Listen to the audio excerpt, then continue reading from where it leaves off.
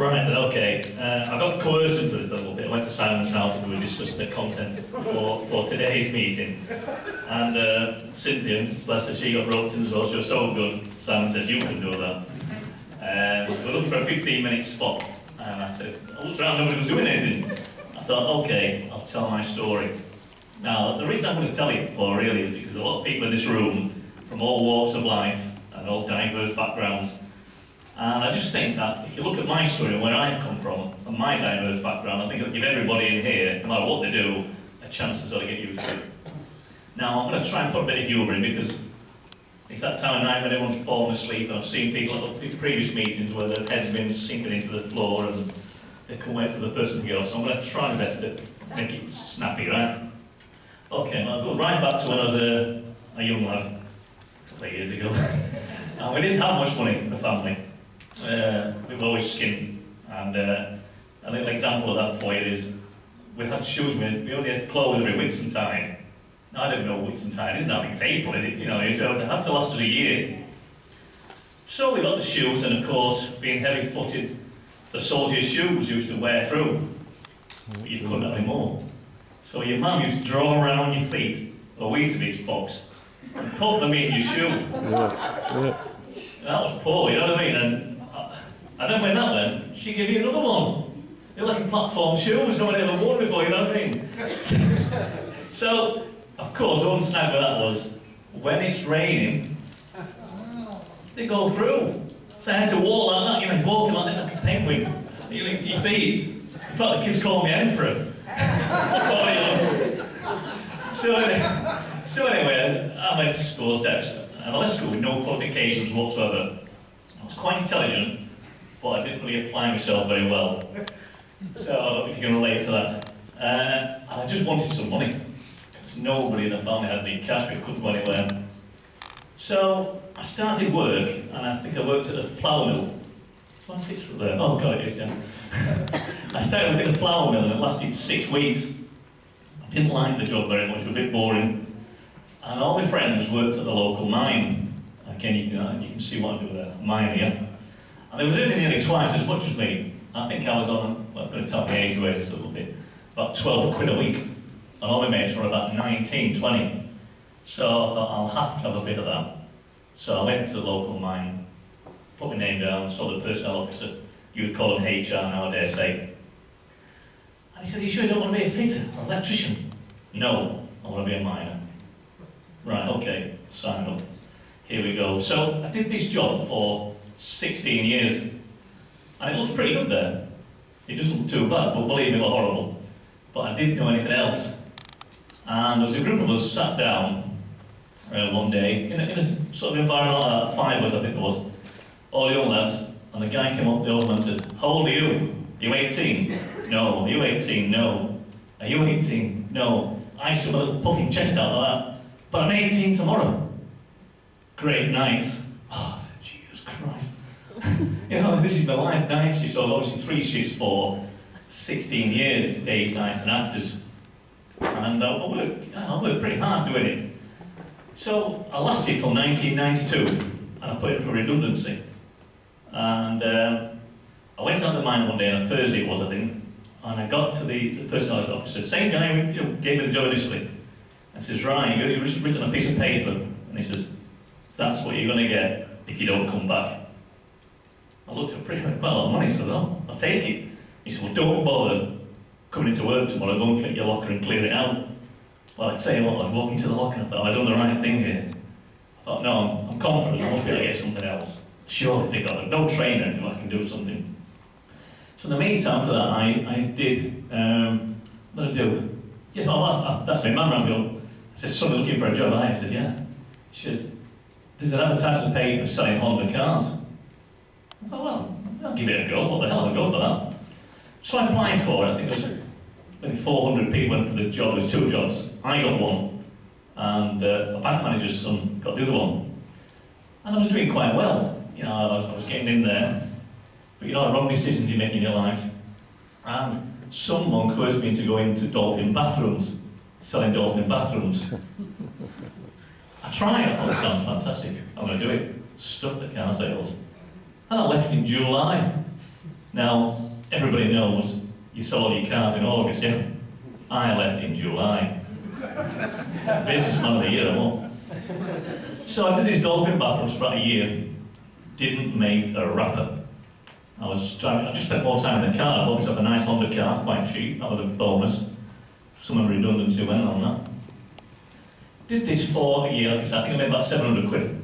I was going to people's houses that required a bathroom, and I was trying to sell these bathrooms. That could be 13 grand for a bathroom.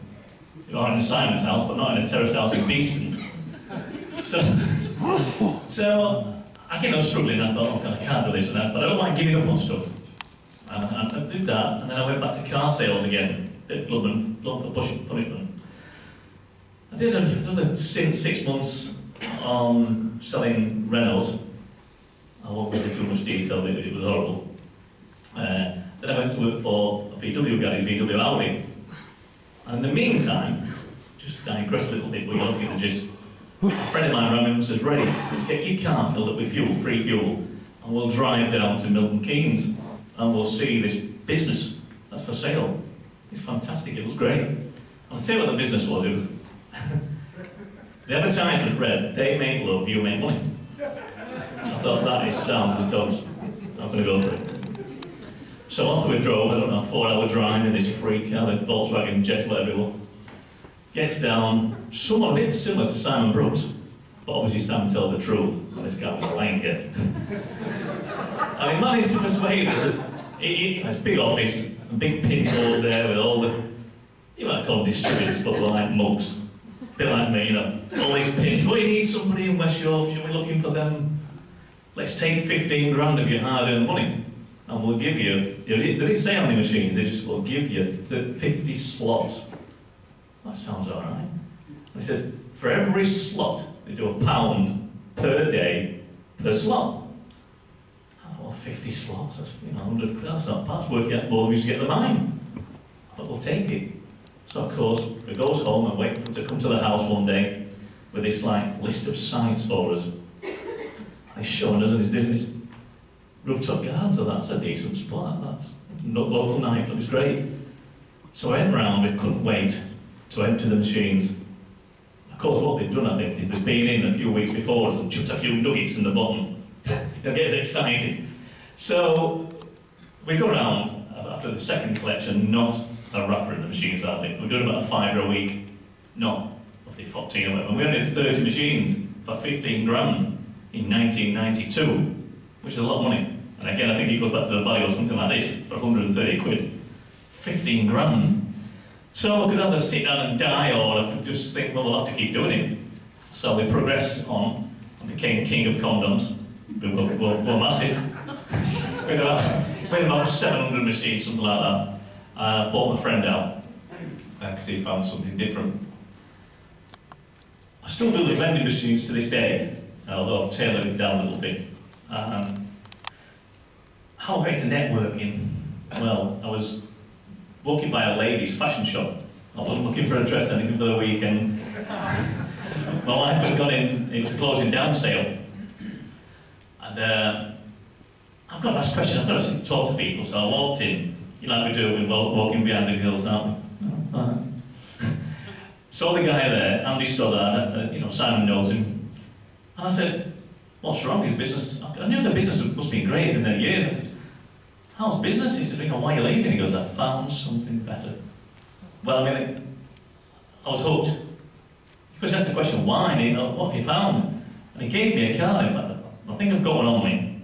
I've kept it. One of these little amazing second income cards, yeah? They're a bit bigger than that then. And he said, "Listen to that." And on the back of it, he wrote his number. So I said, "Okay." He said, "Give me a call tomorrow night." So I listened to it. Gave him a call next night, invited me around to the house. A bit of chit-chat, basically. He said, "I want to put you on a, not a three-way call, but I want to put you on a loudspeaker with a guy," which was me, Simon Brooks. And Sam was just the same then, as he is now.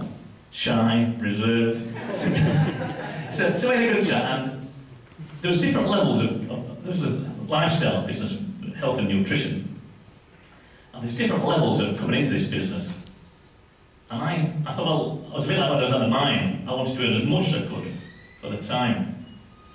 So I thought, okay, I joined, it was £500 or thereabouts, that means 540 quid. A lot of money. And I started to, I didn't even like the juice, it wasn't very nice, but I didn't dare tell Simon that. It did taste very nice to me, like dates or something, you know what I mean? But I thought, yeah, it's alright, I'm going to feel great on this product. And I tried my best, and I did. I went through all the system. I tried to plug into this system and to put people on 3-week calls, what have you. But it was very difficult to sell these bottles of juice at 25 quid when I purchased them for 16. But again, I didn't like giving up because of people telling me you're wasting your time. You know, you're just giving your money away. I thought, well, Simon's making money. But anyway, I couldn't do it. But it took me a long time before I give up. And I tried various other network marketing organisations. And I might have them in the wrong sequence because I can't quite remember. And I can't write things down because I think it's daft. And I tried one which was a fuel additive. And it's supposed to make your car do more miles per gallon, it enhanced your engine so it lasted longer, less emissions. Just getting into it, I know Paul was in it and he was doing quite well, and the D-type pulled the plug. But I got the bug, I thought it works, this network, I can see it, you know, that's the story. I joined something, a telecommunications company called YourXL, I think they're from Canada. I was doing this just as another company started called Tele2, I don't know if you've heard of them or not. They were massive advertising, so that put me off a little bit. Couldn't do anything for them, they were just mass advertising. I did one with, yeah, serial failure. Serial failure. So I did another one, and it was promoting, it was called Health Card Plus, I think it was, where you were promoting this, a health scheme, and you were networking it. Rubbish. Didn't do anything. You got the trend, yeah? I must have done a few more that I can't possibly remember. Simon invited me to look at, can I mention the name? Yeah. Monavie. It went against any grain because I thought, well, I couldn't do it before. What makes the difference? I thought, well, I might be a bit more, I don't know, a bit more confident now, or whatever it was. So I joined, and it didn't go down great. I got the website made and for this product, and I got the website made for something else, and put a load of money on it. And the problem I had was, I just got fed up of people knocking on my door, wanting to give me 30 quid for this bottle of juice. Morning, noon and night, they'd come down the lane, they wanted to be fine, begging for the product. We must have it. No, it's late, you know, 10 o'clock at night. Of course, I'm joking. Not one person bought the goddamn stuff. The kid said, is it nice, that, Dad? You wouldn't like it. You know that advert? You wouldn't like it.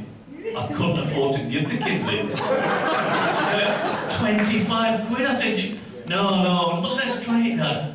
If they spilt it on the side like they do, I said, Jesus Christ, what are you doing? They spilt it. It was like liquid gold, you know what I mean? I took all the money out of the safe and I put these bloody bottles in there. Anyway, so I got all this juice, and then I think something happened where my auto ship had failed for whatever reason, but you can rejoin if you buy a load more. I thought, well, all right, I'll have to buy some more if I can talk, but I can see these points that might flush away. It might flush away, so I bought a load more. You couldn't get in the door for the goddamn things. But I had to put like dates on them so I knew, you know, well, that one's got the last month, I'll put that on there. So I had all this stuff, and bear in mind, this auto ship is about 100 quid a month. I wasn't on the double one, I was just on 100 quid a month. But I was also taking another product from the States. Paul knows what I'm talking about. And again, the shipment of that and the fees, it was about 250 quid a month it was costing me. And my wife had said to me, I was falling asleep one night and I was really tired. And she said, well, look at the state of you. I said, what do you mean? She said, well, look at you on this product. You're knackered. You can't stay awake. You can't function. I said, well, it must be doing me some good. She says, well, the only thing you're losing is 250 quid a month.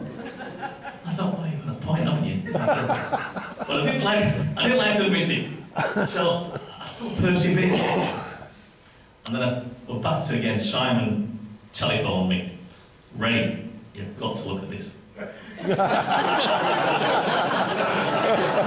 said, all right, what is it?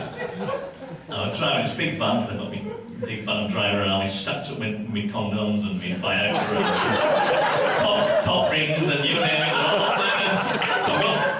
I slammed the brakes on the old fellow with all this stuff, you know what I mean? What is it? Listen, Ray, I'm telling you, you've got to look at it. Now, to be fair, did I think this is a Simon Brooks who just dropped this one feed, there was no money in it? No, I thought this is a Simon Brooks who earned 40 grand a month. 20 years ago, whatever it was, I thought, that's the person I believe. Not, you know, I thought, right. So I went back and I just signed up. I just enrolled, made a bit of a balls of it. I signed up, trying to link me things to the affiliate programs and what have you, but I didn't get the getting started, but look, we didn't have it then. I did my own thing, but we rectified it. So I've got this business, and I didn't really know a great deal about it. And we've heard people say about being busy, but as an example for you, to say you're busy, I am. You know, I've got some properties like Phil there, but not as many as him. I've got 8 properties, which is quite, you know, it's quite a long thing to do. I've got something like, I don't know, 400 condom machines, 20 quiz machines, 200 of those carousel machines where you put a quid in, sometimes you get a can out, and sometimes you get a packet of Pringles. So, I'm busy and I'm working hard at that. So it was about May time that, and I knew I really wanted to get into the business. You know, you always want to know someone, don't you? In the meantime, I had been in one that did prove quite successful, and I'd earned about £2,800 a month out of that business. But I could see the writing was on the wall. You know, some people didn't have any money and something's got to give. So I thought it's going down and down and down, this income to about £400 a month. Still nice, 400 quid a month, I just get them coming in and coming in. I thought, I'm going to speak to Paul now. I tried to get Paul Mumps into my business. Now I was in his downline in the, well, I mentioned the lottery, yeah? And it just wasn't the right time for him. He says, Ray, he says, I'm going through some personal things I just haven't got time to look at it. Maybe I didn't tell you the right thing about it. But eventually, he came on board, and I placed him in a particular leg that doesn't really produce the income for me at the moment, but it's still helping me achieve several things within the business, and obviously because it is a team, of course, yeah. Introduced Paul, who introduced Graham and Roy, connections from the lottery, and since then, I think that was it. Paul signed up on the 1st of July, I think it was, at Leadership Weekend, something like that. Now, since then, the team, as Ruth has just pointed out to me, I think it's the biggest growing team in Europe. I mean, I was amazed, I didn't realise. But on that side, I've got 9 globals in the team. And when you think about it, that's quite powerful because you want to get 16, but you've got to have 8 personals to get to diamond. You know, you're looking at somebody who's really excelled in networking, as you know. You know, you're looking at somebody who's just rolling in it. So it's bound to come to me. But no, so I thought this is really good. But what really brought it home to me really was, what really brought it home to me, Simon kept talking to Simon. Paul's going to get global from. Paul's going to go global. I thought, what keep telling me for? What's he rubbing in for? Paul's going to go global. Yeah, I know. Do you want to get there? Yeah, of course I want to get there. You know, Paul went global. I didn't. A few more conversations with Simon. He said, I'm going to have to spit it out to you. He says, do you know how much you're losing by not being global yourself? I says, no. He says, you're losing about $400 a week. I says, well, I did swear. I said, bloody hell. I'm going to have to do it. And I must admit, I pulled my finger out and I thought, I've got to get to this global. And I wrote in loads of people. They may even want to join. I said, just join, you owe me a favour, you know, just get in there. All the favours I've done you. I said, just join, it's 130 quid. What is it? So they, you know, I've got to global basically, yeah. But I I think the moral of this is, am I been lucky? No, I wouldn't have thought so, no. I would say that my biggest attribute, really, obviously I've got thick skin, of course, you know, that helps, but I've never, ever stopped believing. You know, you can think to yourself, most people would have given up 10 years ago, or after the first one, or the second one. But no, I've kept on going, I've kept on going. Does this thing just have a nice fit for me? Probably does. It's probably a bit more what I would consider what I want to do. I don't want to be product-driven things. And I will ask it in the audience, is who's never been involved in MLM before, network marketing? Will you put your hands up? Okay, well there's quite a few. Don't believe phrases. Oh yeah, phrases. I've gone through all the other network marketing companies, and lots and lots and lots, as you've heard. There's probably a few more in there that I've missed out. But I finally found one that I can think and comfortable with. That's got the right people in there. You found it straight away. You found it straight away. How lucky is that? You're the lucky ones. You haven't got to go through all that. There's no kids in Solid State. You haven't got to go through all that shit. You've got it straight away. You're in there straight away. Get hold of the person who brought you here today. No joking. Thank them. Paul won't thank me for inviting him along and getting him into business. You've just got to get there, sign up, enroll, and obviously plug in, go to these meetings. It's a lot of fun. I've never met so many nice people. And I said, Sam, how come everyone's so nice? It's because they're all earning some money. It doesn't matter if it's a few quid or 50 or a few hundred. I hope I haven't bored you too much. I'm not used to public speaking, so I'm going to pass the mic back to